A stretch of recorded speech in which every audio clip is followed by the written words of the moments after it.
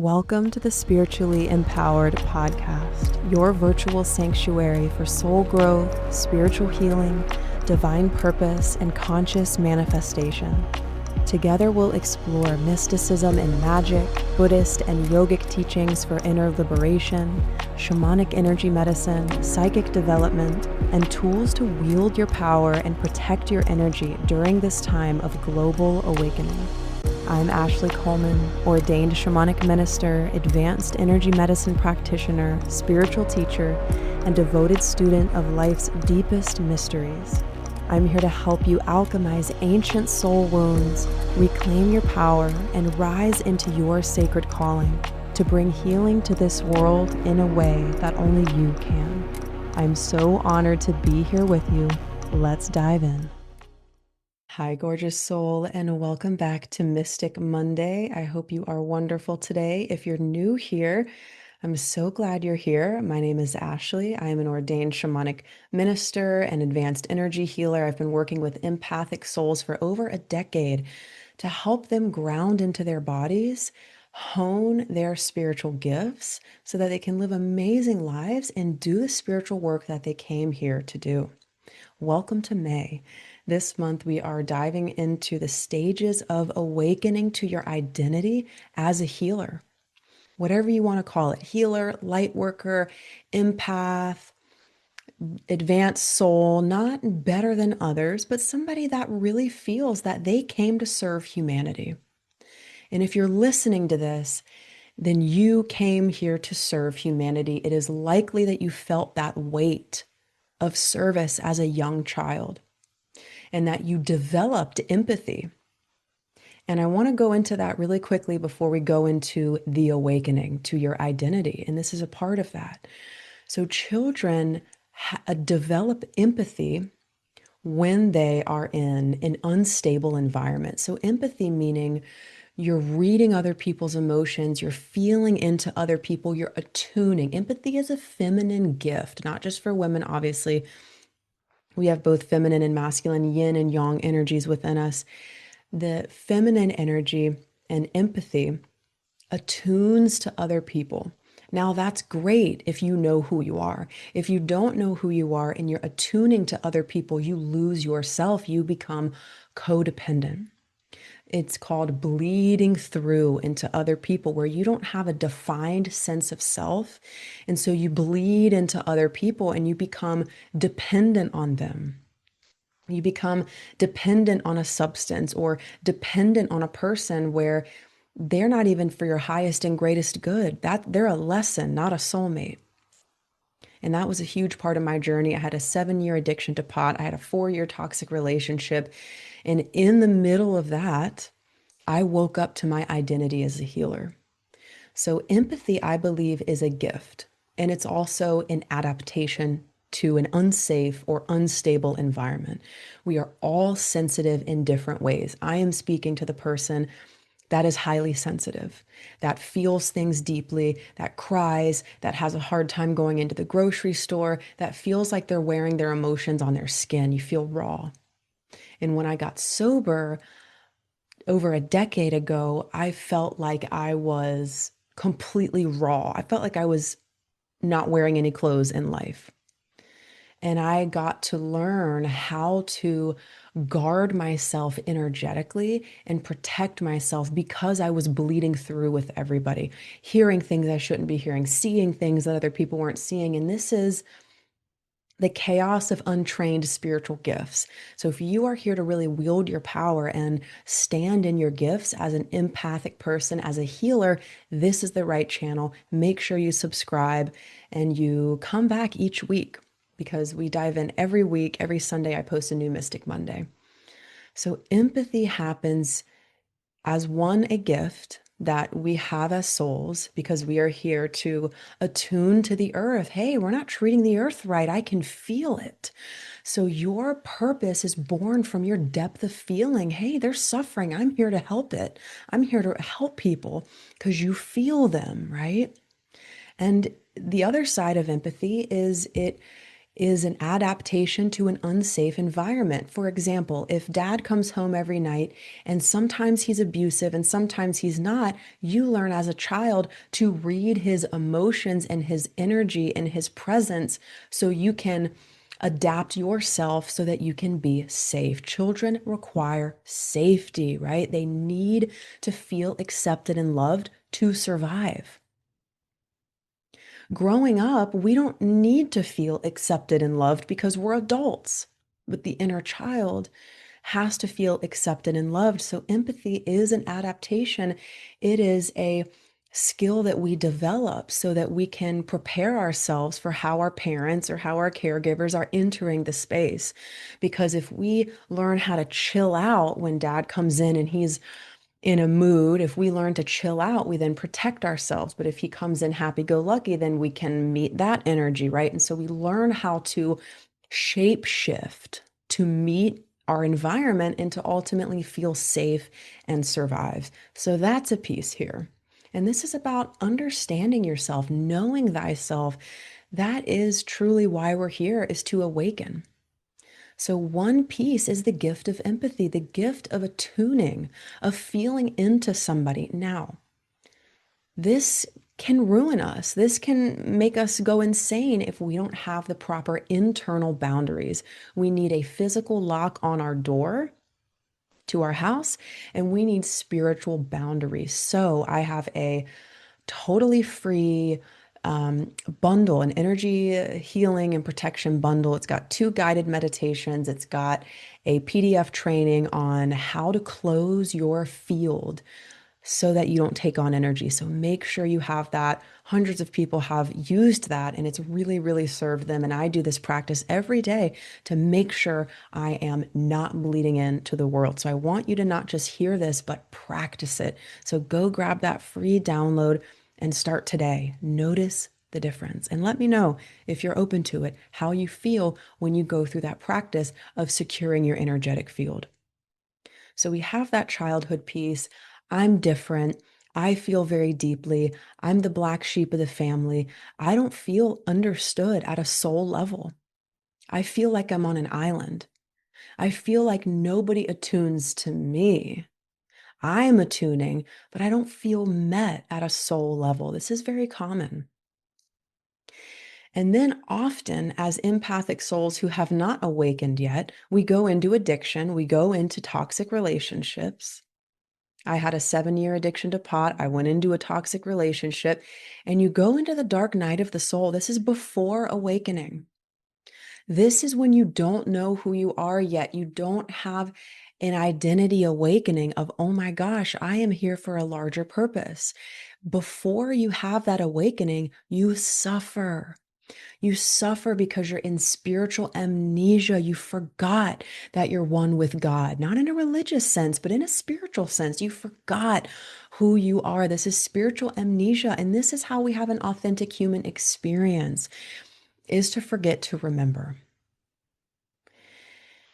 So for me, I had my first awakening in 2013 when I started yoga practice and I started studying the Upanishads and I started to learn Indian philosophy and spirituality that is over 4,000 years old. I was raised Southern Baptist. I didn't get that depth of spiritual understanding through that tradition. So I went and I studied and it changed my life forever. And I remembered,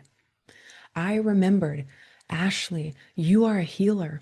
Here's why you've struggled with addiction. Here's why you've struggled in this relationship, because you are a deep feeler. You're not meant to fit in. You're meant to build a new society. When I learned that, when I remembered that, all of a sudden my suffering started to fall off of me like an old worn out coat that's just heavy. I woke up to my identity, my spiritual identity. Before that, I was so lost. And I would even write in my sketchbook and journal when I was using pot, I would journal, I'm waiting, waiting, waiting for the sun to come up. I knew deep down that something big was going to happen in this lifetime. I knew that I was important, not more than others, but important. I knew that this lifetime was crucial and that I had this role on this planet. And once I remembered that, I was strengthened on the inside. The invisible internal battles started to fall away. And I had disordered eating, and that started to heal. So once a healer wakes up to who they are and begins that process, their suffering withers, because you no longer think that you're defective and crazy. When you see other empaths and healers say, yeah, I had addiction problems. Yeah, I had food problems. Yeah, I felt codependent with these things before I really embodied and remembered my identity, who I am, when I grounded my identity as a healer. So I woke up. And then I went on this journey of withering to the things that weren't mine. Time passed, a couple months, and I got the strength to leave that toxic relationship. I got the strength a couple years later to leave my drug of choice. And this was a process where I stepped out of survival mode, where I regained my spiritual power. And it felt like I had been asleep since I was young. And I woke up in 2013, and it was like I woke up to who I was as a soul. And I've remembered who I was as a soul, but it was this amount of time where I really suffered, where I forgot. So what am I? What type of soul am I? What type of soul are you? If you're listening to this, if you're watching this, you are a sensitive being with a burning desire to alleviate the suffering on this planet. You have spiritual gifts, paranormal gifts. You have a voice that was meant to speak. Maybe you have the gift of song, of music, of painting, of writing, of dancing. You have an artistic gift. I would love to hear what your artistic flavor and gift is. Are you a poet? Most often, if not all the sensitive souls and healers I meet, they have a gift for art. They express their pain and turn it into power. They paint, they write, they use that art form as alchemy. And another sign here that this is the soul that you are is that you long to reconnect with the divine. And often religion doesn't fit you. Organized religion and dogma and hierarchy don't fit you.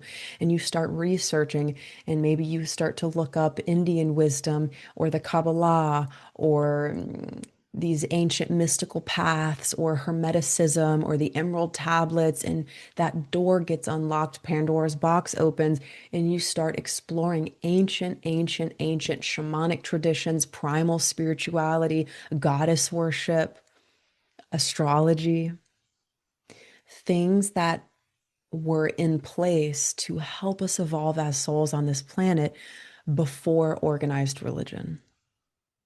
And maybe you're even developing a relationship with Jesus outside of organized religion and the Buddha, and you know and sense that these are masters that have come to earth to teach us and guide us, not for us to drop and follow their footsteps in a way where we idolize them and we put them above ourselves, but in a way where we actually level up and walk like they walked. The Buddha said, everyone has Buddha nature. Buddha means the awakened one. Siddhartha Gautama woke up under the Bodhi tree and became the awakened one. Christ is pure, unconditional love beyond comprehension. And he said, you can do everything I can do and more through God. So as a healer being, let me know if this is true. You long for your creator, and you probably question the shit out of hierarchy and authority. You long for a direct relationship with love and truth on this planet today. And you may have had a hard time being on this planet. There's where the addiction comes in, right? Because you're so sensitive and there's so much evil in this world that it's really hard to stomach, right? That's why I had stomach issues, because my life was hard to stomach. And I was very privileged and still am. And because I have these gifts, I used to feel other people's pain. Just because I'm privileged and I wasn't experiencing trauma in the way that others were doesn't mean that I didn't feel it in my soul that, oh my gosh, as a human collective consciousness, there's a lot of suffering on this planet, and I came to alleviate it. And I would just cry. I would cry, especially when I would be in nature with my dad on canoe trips where I would just be floating down the river, and nature was moving through me, and I would cry because I felt the imbalance on this planet. It was really hard for me to stay on the planet before my awakening, and in some moments after too. So I want you to feel that you're not alone in that. That if it's been hard for you to ground, or you have binge eating problems, or I had that too. I had binge eating problems where I would use food to ground. Because as an empathic, paranormally gifted being, I would float out of my body. And I wanted to. I didn't want to feel the weight of gravity and feel present with the light and dark on this planet, because I didn't have the tools yet to process it. And so I got sick. My stomach was inflamed. I had undigested food. There's a spiritual root cause to every ailment. And of course, Western medicine couldn't understand the root cause. I'm not bashing Western medicine. They're great for trauma care and other things. But when it comes to psychosomatic illness or spiritual dis-ease, they don't get it. My shamanic teacher, Alberto Villoldo, would say, if you get bit by a snake, go to the Western doctor, get anti-venom. And then go to the shaman, go to the healer to understand why you got bit in the first place. So when we talk about healing the root cause, it's a spiritual root cause. It's an invisible root cause. And having stomach issues is actually part of identity, and not being able to digest life or process emotions, not having the resources or the tools or teachings to know how to process it through your body. Just like your stomach processes and digests food, it processes and digests life, emotions, and your stomach is your place of identity. The Manipura chakra in the Indian system of yoga, the Manipura chakra is the place, the seat of self, of identity. So the message here today is, whatever you take from this, that is like, wow, I heard that. That's for me, right? Beneath my words is a transmission of energy. And this is here to help you remember who you are. If you're in the dark night of the soul right now and you find this video, remember who you are. You have been entrusted with a spiritual mission. You can go through this and move through it and deepen in this channel, and these teachings that I share will give you the tools to process life, to live amazing, and to embody your spiritual mission. The biggest part here is remembering who you are. That you are an infinite soul. Your soul never dies. Your soul never stepped into the river of time. Your soul never incarnated here as a body. Your soul is your soul. It's a part of you, and you have a temporal body and human experience. You are the bridge between heaven and earth. You are the mysterious embodiment of the divine. You are God's desire. You were perfectly made. When I would run to my mom and say, I'm so sad, or I'm so upset, and she would say to me, Ashley, you were made. You were just made this way. You're a deep feeler. You're a deep feeler, and that's how God made you. You're not defective. You're not messed up. And when I woke up, I have since then helped hundreds of people. And the feeling of being able to meet someone in their pain and to have a wide capacity of human suffering and joy and the whole spectrum of emotions, and for people to feel safe in my presence, it is priceless.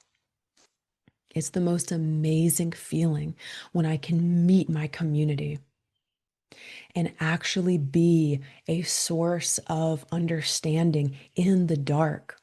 That is that place of growth where it happens underground. And that's the mystery school aspect. That's the mystic's path. It's living into the unknown. So who are you? That's my question for you this week.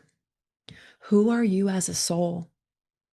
And why did you choose the parents that you chose? How is that a perfect setup for you to remember who you are? Maybe you chose parents that disowned you and didn't love you the way that you needed to be loved. And so you came in here ready to learn love. And we learn through contrast. And so maybe you opted into a family who disowned you. And so your task is to learn love because you had the contrast of not having it.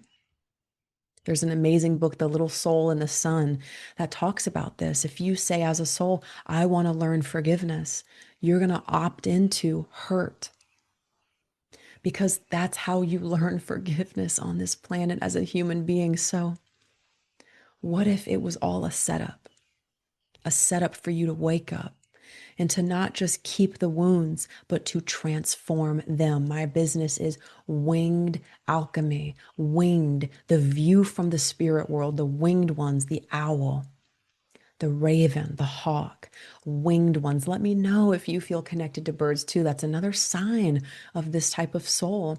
You feel connected to the higher perspective, the view from the spirit world, the view from above. And alchemy is the transformation of self, where you sit in the fire and you change.